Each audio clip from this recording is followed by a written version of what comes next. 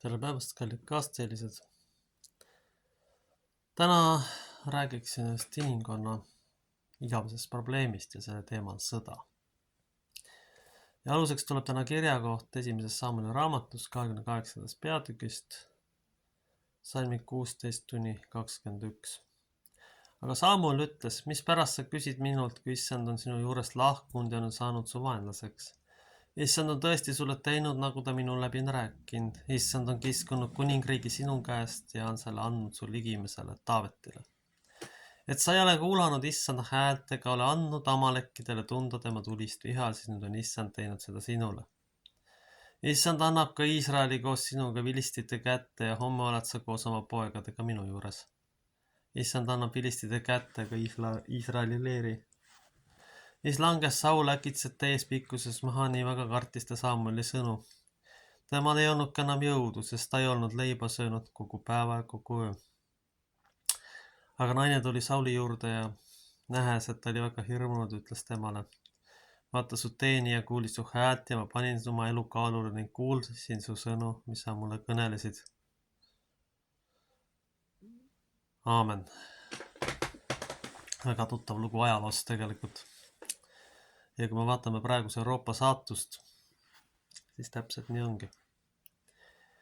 Õnnistused on ära antud, vabatahtlikud, kultuuri alus on tegelikult ära antud võõraste kätte. Ja ei ole mitte midagi, mille peale toetuda. Majandus on kriisis, moraal on kadunud. Ja selle tõttu jääbki praegu selline tunne, et mitte midagi enam ei ole. Ei ole ühtegi õnnistust, rahvaarv väheneb, noori ei ole, võõrad on sisse toodud. Positsioonid on oskusliku manipulatsiooniga ammu juba käest ära antud.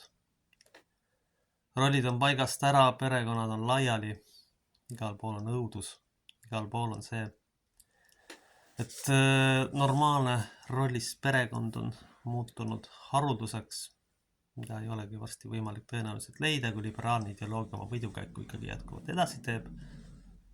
Ja nii ka siin.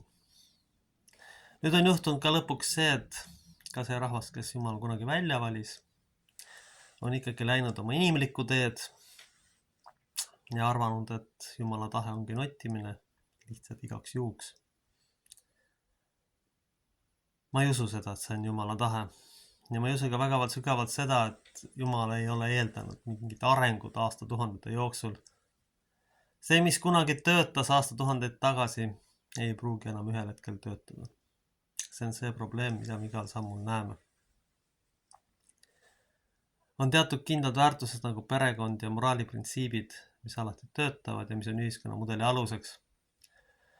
Aga ma sügavalt kahtlen, et korduvad sõjad ja korduvad sõjalised lahendused kedagi aitavad. See toodab ainult kättemaksu hävingut. Muidugi sellest raskest nõiaringist ikkagi suhteliselt raske välja murda. Sellepärast, et paraku maailm on niimoodi ehitatud inimeste rumaluse ja harimatuse tõttu, et sõda käib nüüd asja juurde, ta käib selle elu juurde, mida inimesed justkui elama peaksid, aga mis tegelikult sageli on võõraste jõudude teenimine, millel ei ole tulevikku ja mis lõppkokkuvõttes viib hävingusse ja hukatusse. See on igal tasandil niimoodi. Kui me võtame ära moraali ja eetika, siis on mitu varianti, mis juhtub, kas hakatakse lihtsalt sõdima või parimal juhul lihtsalt ei võeta vastutust ja ei tegeleta probleemidega või vabanetakse tüüpidest, kes nendele probleemidele osutavad, selle asemel, et otsida mingisuguseid mõistlikke lahendusi. Ei, seda kahjuks enam ei ole. Ja seda me näeme tõesti igal tasandil, igal juhtumil. Kokkuhoid millegi pealt, kokkuhoid eluliste vajaduste pealt ja endast üle lasta sõitmine ongi see, kuhu me oleme nüüd välja jõudnud. Kõige hullem on selle asja juures see, et keegi ei vaata faktidele otsa. Me ei saa rääkida mingist Euroopast, kui see on väljasurev, kaduv, olematu iibega, nõrga majandusega, enamakel juhtudel piirkond. Me oleme päris kindlad ja mina isiklikult olen vägagi veendunud, et praeguse kursi jätkudes see rahvas siin sureb välja. Sündivusnäitajad on katastroofiliselt madalad, need ei olegi, noored planeerivad enamasti lahkuda. Et mida me saaksime tegelikult teisiti teha? Üks võimalus on võim välja vahetada, hakata midagi kohaliku seltskonna heaks tegema. See on üks variant, kuskilt tuleb ja lõpuks pihta hakata muutustega, sageli kõige lihtsamat ja kõige madalamat tasandilt. Sageli selle tasandil, et me paneksime väärtushinnangud paika ja ei läheks kaasa selle liberaalse süsteemiga, mis polegi tegelikult liberaalne, vaid mis on süsteemitus, kus ei olegi mingeid väärtusi, kus inimesed on lihtsalt vahetuskaup ja ei mitte midagi muud. Selleni siis ollakse jõutud. See ongi see moment, kus tuleb endalt küsida. Igatahes üks on selge, praeguse kursi jätkudes toimub väljasuremine. Ja kõige hullem on see, et inimesed ei saa aru sellest.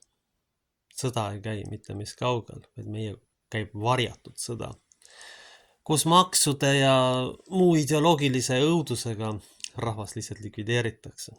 Kui me võtame ära perekonna, kui me võtame ära kõik väärtused ja kuulutame kõik suhteliseks, siis me saamegi ühiskonnast lahti. Teisest küljest võttes, kui me unustame ära oma juured ja päritolu, siis me ei tunne iseennast ja siis me oleme samuti palju lihtsamini manipuleeritavad. Ühiskond on jõudnud lõpuks sinnamaani, kus inimesed istuvad isolatsioonis, kus keegi praktiliselt kellegiga enam ei suhtle, siis kardetakse üksteist, kardetakse erinevaid maailmavaateid. See lahutamine ja konflikti ajamine on meie rahva puhul kahjuks sageli väga hästi õnnestunud. Selle tõttu tuleb meil olla tänulik iga suhte üle, mis meil üldse veel alles on. Sellepärast, et paljud inimesed on sattunud ühiskonnas isolatsiooni ja nendel ei ole enam jõudu midagi ühiskonnas toimetada või edasi anda. See protsess, mida ma igapäevaselt siin näen, kus tegelikult minu kodulinnas siis sisuliselt kohalik rahvas ongi ära põgenenud või välja vahetatud. Selleks on vaja kindlasti mingisugust muutust valitsemises, juhtimises ja kõiges muus, inimesel orienteeritust, inimese kuulamist, probleemide lahendamist ja rahva vaevatava probleemide küsimist. Aga praeguse peavoolu puhul ma ei näe seda mitte mingitel tasanditel, vaid praegu on toimumas selline lihtsalt vastutuse mitte võtmine ja asjade isevoolu teed minna laskmine sageli. Ideoloogiliselt kallutatud otsuste vastuvõtmine, mis lõpuks riigi, rahva, majanduse lihtsalt julmalt põhja lasevad. See ongi see, mida oleks vaja muuta. Inimestel oleks vaja ükskord aru saada, need asjad nii ei käi. Et sellega me olukordi ei lahenda tegelikult, kui me laseme asjadel lihtsalt isevoolu teed minna ja üldse vastutust enam ei võta. On see siis mingi muu rahvas, kelle jumal on välja valinud, on need eurooplased, eestlased või see on ka lihtsalt üks inimene, kelle elus on mingid valikud. Ja oletame nüüd, kui jumal on teda kutsunud, nüüd ei ole sellele vastanud, või kui ta arvab, et ta ei peagi oma elus midagi muutma, siis ühel hetkel ollakse kuningas Sauli olukorras, kus enam midagi ei ole, kus inimene on nurka mängitud, kus ressursid on ammendunud, nii nagu juhtunud tänapäeva Euroopaga. On väga raske mõista, miks üks valitud rahvas lihtsalt otsustab, et oleks vaja kõik nottida. Öeldakse seda ka, et ju klassikud ütlevad seda, et kõik sõjad on ususõjad. Tegelikult ma ütleks sellise asja, et kõik sõjad on tegelikult maailmavaadete vahelised sõjad. Ja kuna enamikul inimestel puudub võimekus aktsepteerida teistsugust maailmavaadet, siis seda surutakse lihtsalt jõuga peale, hävitades kõik oma teel, likvideerides kõik, mis ette jääb ja mis vähegi ei meeldi, andes lõpuks maad arutule vihale ja see loomulikult on ju keegi, kes sellest ikkagi profiiti lõikab ja need on relvaärimehed, kes tegelikult inimeste probleemide pealt rikastuvad, need ilma ilmse lahendamata, kes lihtsalt rahad tasku lükkavad. See ongi tegelik sõdade põhjus. me ei saa seda ütelda, me ei saa sellest mööda vaadata, aga see on siiski väga peenelt mängitud ja sageli seda raske läbi näha. Ning ka poliitintriigid sageli igal tasandil peidetud ringkaitse taha, umbes nagu 3-aastane laps, kes arvab, et kui ma asjad ära peidan ja pimedas asju teen, siis mitte keegi ei näe. See ongi see tase, kuhu inimkond on jõudnud. Nii et eks mul ka endal on plaanis siiski kandideerida. Ja mingil ajal ma kavatsen ka teha siis video, kus ma siis räägin sellest, et mille eest ma hakkan konkreetselt seisma ja mis on minu huvivaldkonnad, mis mind huvitavad ja mis mind kõige olulisemalt puudutavad. Kõige tähtsam ja kõige olulisem on siiski noored ja lapsed, sellepärast et need on sattunud ühiskonnas tohutu surve alla, ideoloogiate, koolide ja jumal teab mille poolt veel, tohutu edukultuse, tohutu paberikultuse, kus isiksus ja tema talendid ei ole enam seotud, vaid kus iga hinnas kas või üle laipade paberit tahetakse kätte saada. Halvimal juhul saab sellest inimene ise laibaks või hukkub. Nii nagu oleks kuningas Sauliga, sest oluline on meeles pidada praegu sellist asja, et ükskõik millist ebajumalat me kummardame, me lõpuks hukkume. Sest kõik maine, kas me tahame või mitte, on siiski kaduv ja meil ei ole sinna otseselt midagi parata, et see kaduv on. See on kogu aeg nii olnud ja jääbki niimoodi. Aga kui me ei saa aru, et kõigepealt peaks ikkagi Jumal olema ja siis annatakse meile muud õnnistused, mitte vastupidi, et kõigepealt oleks justkui kõik muu ja siis alles tulevad muud asjad, siis ei ole meil tulevikku ja siis me ei saa kuidagi mõista ja aru saada, mis meid siis tegelikult ootamas on. Aga põhiline on selles, mida kuningas Sauli lugu ütleb Euroopale ja kõikidele inimestele, kui te hakkate ainult oma tahtmist tegema, kui te ligimes üldse ära unustate ja kui te hakkate väänama loomupäraseid loodusseadusi ja kõikideks lahendusteks sõda peate,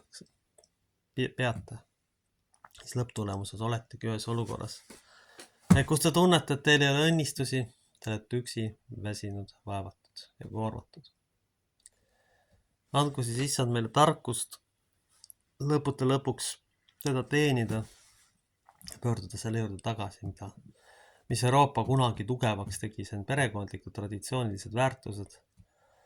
See on ikkagi pigem isiksuslikul sobivusel toimivad perekonnad. Sellepärast, et ega jõuga ei saa kedagi ega midagi kokku panna, selle parem või hiljem laiali. Ja see, mis ei toimi,